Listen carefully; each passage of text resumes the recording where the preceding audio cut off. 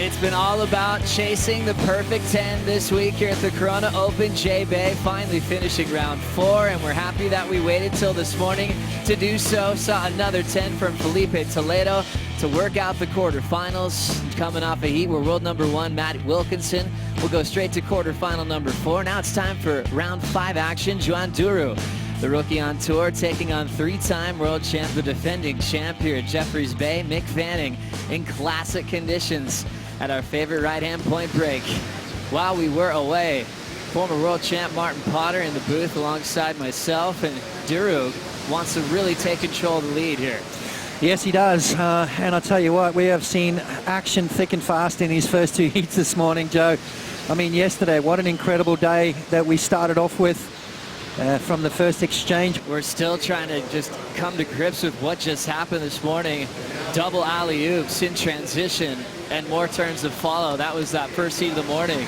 Now Fanning, well overhead wall. Tons of speed to burn. Layback gouge off the top in the wind.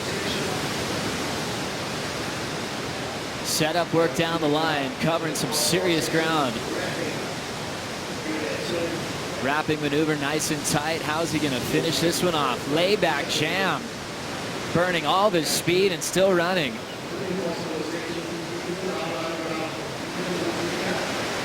Arcs it high, digs in back in the pocket, now reaches straight up vertical. Big free fall for Fanning.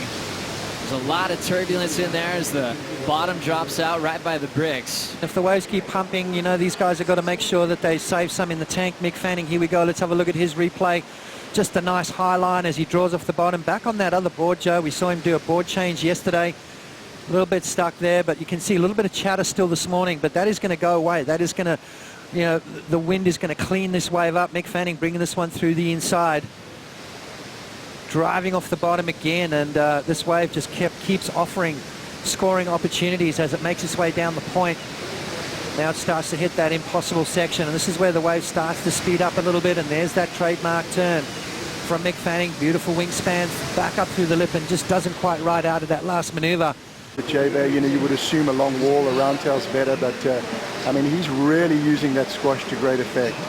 Thank you, Sean. Big backside free-floating maneuver to start right into the barrel for Joan Duru, and he comes flying out. Now arcing off the top again, the rookie putting pressure on Fanning. Can he finish? Nice clean carve back to the source.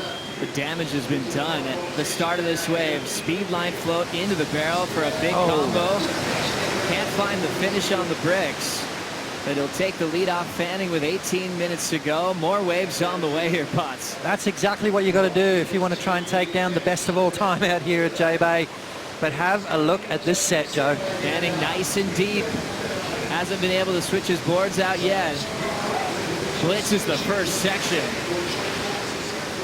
Big windup. There's a solid wrapping maneuver. Absolutely flying now into his third hack. Stretches out the carve, this thing growing through the inside section. Beautiful top turn, pulls into a healthy looking cavern and fights his way out. Mick wants more. Perfect positioning. That wave spits him out in the first section and he comes out of there. Jumping off the ski at the start of the heat, still turning in a 9.8 on this bomb. Yeah, what a wave for Mick Fanning. I mean, it was just a matter of time, wasn't it, Joe? Joan Duru dropped a 7.5 on Mick. So Mick knew he needed to crank it up. He needed something special, a 6.33 on his opening wave, and then this. I mean, this is just a match made in heaven, as we talked about before. The style, the pace that Mick Fanning has here at Jeffreys Bay. Look at that turn, driving through that first section. And snuck out the end, but then wasn't finished with that. Just perfect positioning yet again.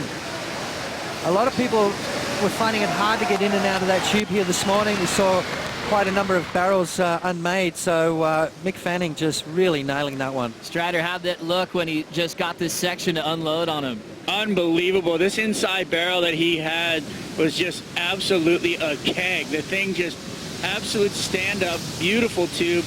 Just looking for the exit the whole time and just slips right out the doggy door for the beautiful finish of that wave. Really impressive to see what Fanning can do on the wall here at Jeffreys Bay, Potts. As we take another look, is it the double up?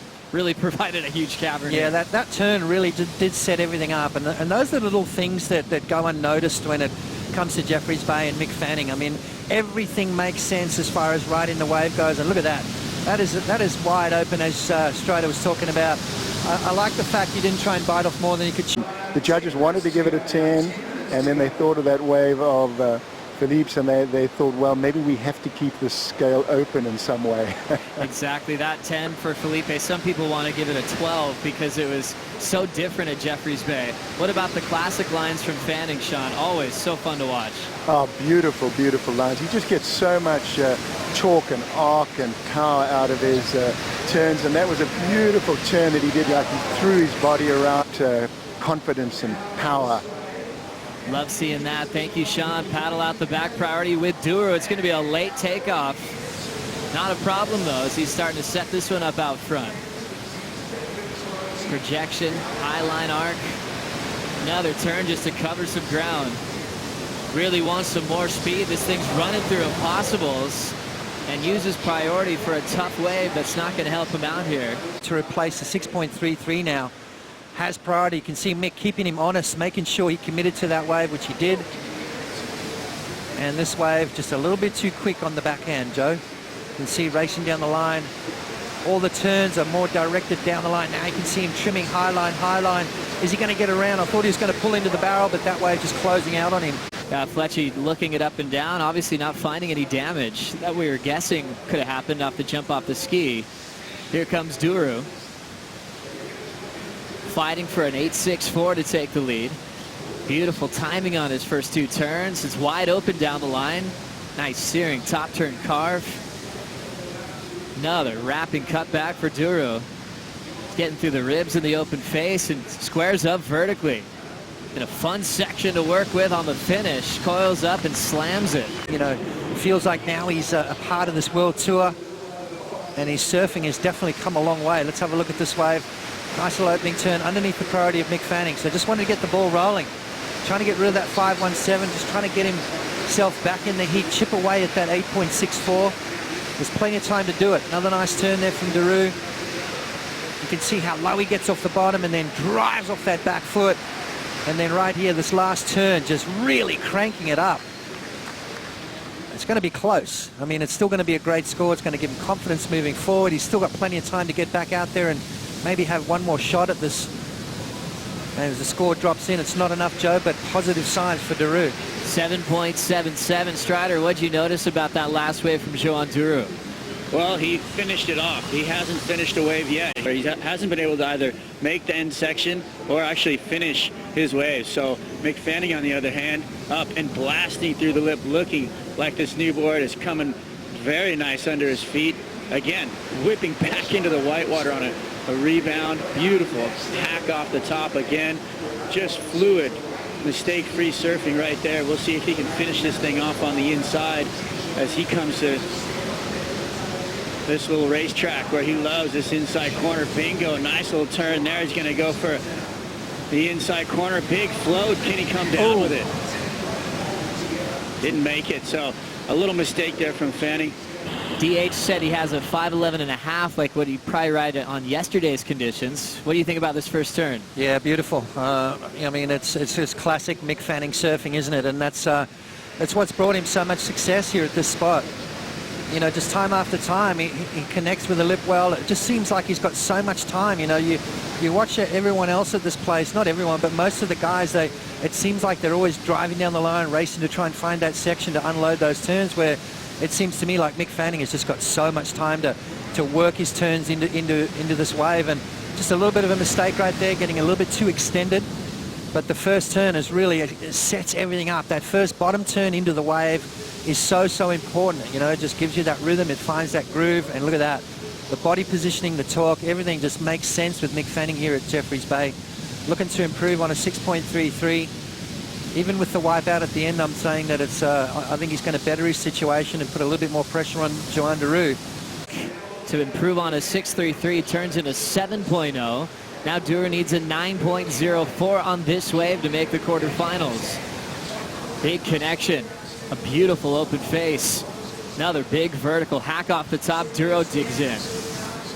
Clean top turn wrap, and the rebound takes him down. He was off to such a beautiful start on a comeback wave.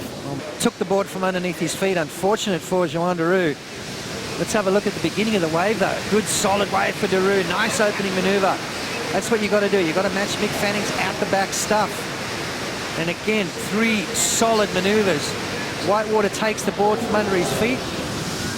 And well, that's why a lot of people don't really connect with the Whitewater here at Jeffreys Bay. You kind of try and stay in front of it. You don't want to bounce off it. You don't want to rebound off it, because it is moving so fast in one direction. If you're coming back at it, it just spells disaster. You can see as that wave explodes, it just releases the fins. There's no engagement of the fins right there. And unfortunately for Joan Duru, he goes down, and a missed opportunity.